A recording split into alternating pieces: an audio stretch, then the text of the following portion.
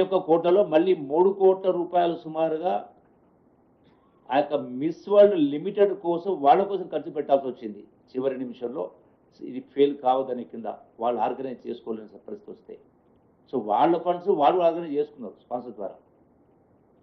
అంటే నెట్గా 31 కోట్లలో 21 కోట్లు పోతే సుమారు 10 కోట్లే.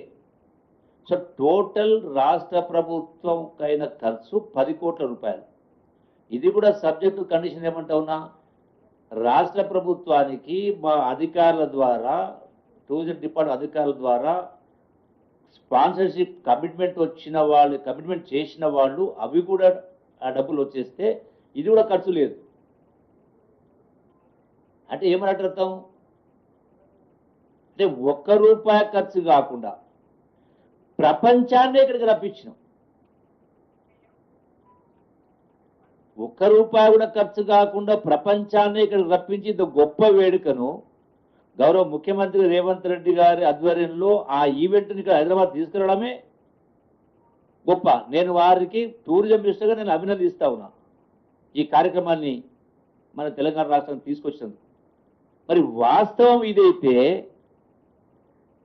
ఇంకో మాట ఏం మాట్లాడుతున్నారు, నవ్వాల్లో ఏడవాలో అర్థం కావట్లేదు. ఒక పత్రికలో ఒక్కో అందాల బామకు 30 తులాల బంగారమా? 30 తులాలు కాదు కదా, 3 గ్రాములను ఇచ్చిండ్రా? అంటే ఎంత దుర్మార్గం! అంటే పార్టీ అధ్యక్షులు కావచ్చు, కేటీఆర్ కావచ్చు, 6 ఫీట్ల ఆజానుభావుడు హరీష్ రావు కావచ్చు, 10 సంవత్సరాలు మంత్రులుగా ఉన్నవాళ్ళు ఇటువంటివి ఆరోపణలు చేసి ప్రజలను మీ పత్రికల ద్వారా మీరు అపాయింట్ చేసినటువంటి సోషల్ మీడియా నెలకు ₹1,00,00,000 జీతాలు ఇచ్చి సోషల్ మీడియా ద్వారా మీరు ప్రచారం చేయించుకుంటా ఉన్నారో, అంటే పూర్తి పచ్చి అబద్ధాలు మాట్లాడుతూ ప్రజలను తప్పుదోవ పట్టించేటువంటి పద్ధతి తీసుకొచ్చిందంటే మీరెట్లా నాయకులు అవుతారయ్యా? ఏ లెక్క ప్రకారం? అంటే దీన్ని బట్టి నాకేమర్థమవుతుందంటే, మళ్ళీ అది పోతే రాజకీయాలు జోలిపోవచ్చు, కానీ అంటే 100% ఇక్కడ యాక్చువల్గా ఏదైతే అసెంబ్లీ సాక్షిగా ఇవి ఎంత నిజమో, వీళ్ళు చెప్పినటువంటి 30 తులాల బంగారము 200 కోట్ల ఖర్చు ఎంత నిజమో, అసెంబ్లీ సాక్షిగా హరీష్ రావు చెప్పింది కూడా బీఆర్ఎస్ ప్రభుత్వము 4 లక్షల కోట్లే అప్పు చేసింది, 3,50,000 కూడా మిగతా చేయలేదనేటువంటి మాటలు మాట్లాడినో అది కూడా వాస్తవం. 8 లక్షల కోట్లు అయితే మాట్లాడిన. అంటే ఈ రెండింటిని కంపేర్ చేస్తే వీళ్ళు మాట్లాడిన మాటలు మొత్తం కూడా బోగస్ అనేది దీని ద్వారా మరొకసారి రుజువైంది. ఆనాడు అసెంబ్లీ సాక్షి రుజువైంది, ఈనాడు వీళ్ళు మాట్లాడిన దీని సాక్షి రుజువైంది.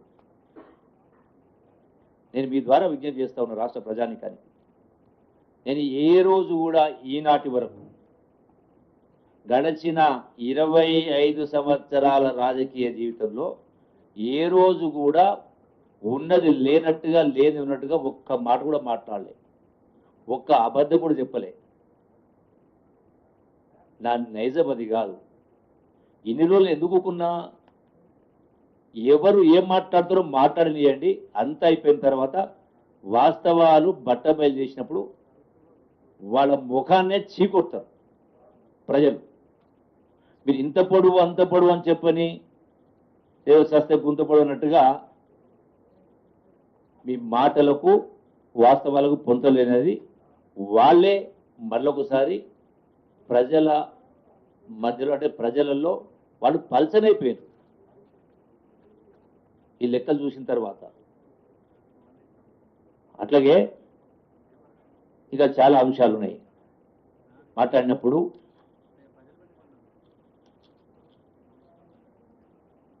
చూసిన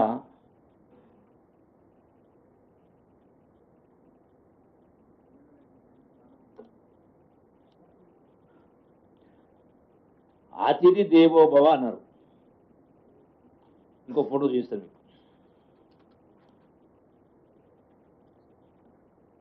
ఇక్కడ పేపర్ మీద చదవాలనా? నమస్తే తెలంగాణలో అంటే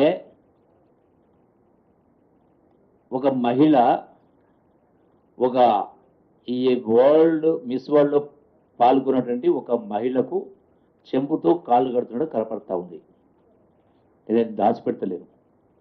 మొత్తంగా అక్కడికి 33 మంది వెళ్తే 32 మంది వాళ్ళ కాళ్ళు వాళ్ళే గడుక్కున్నారు. ఎవరు గడగలే.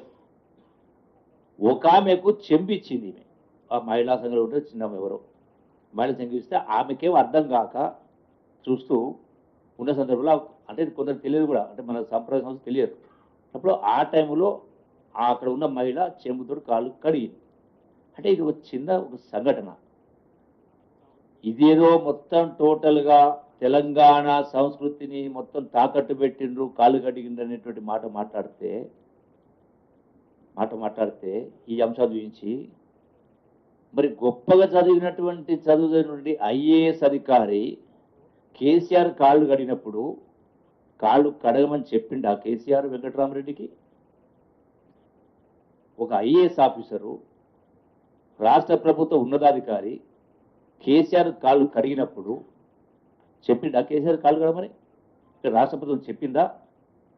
ఆమెకేమో తెలియక, ఈమెనేమో ఓ మహిళ అమాయకత్వం. గ్రామాలకు వెళ్ళినప్పుడు మేము అసలు చూసాం. మేము వాళ్ళని ఓదారుస్తూ ఉంటే చాలా సందర్భాల్లో కొందరు వచ్చి బలవంతంగా కాలు మొక్కే కార్యం చేస్తారు. అంటే అది అమాయకత్వం కావచ్చు, తెలియంతనమో, పేదరికమో, వ్యవహారం కింద తెలియకనో. దీన్ని పట్టుకొని ఇది ఇంత గొప్పగా ఘనంగా నిర్వహించినటువంటి యొక్క కార్యక్రమాన్ని ఏ విధంగా ప్రజలలో పలసన చేయాలనే ప్రయత్నంలో బాగా చేసేది కాకుంటే ఇంత దుర్మార్గంగా మాట్లాడతారా? అసలు మీరు మనుషులేనా?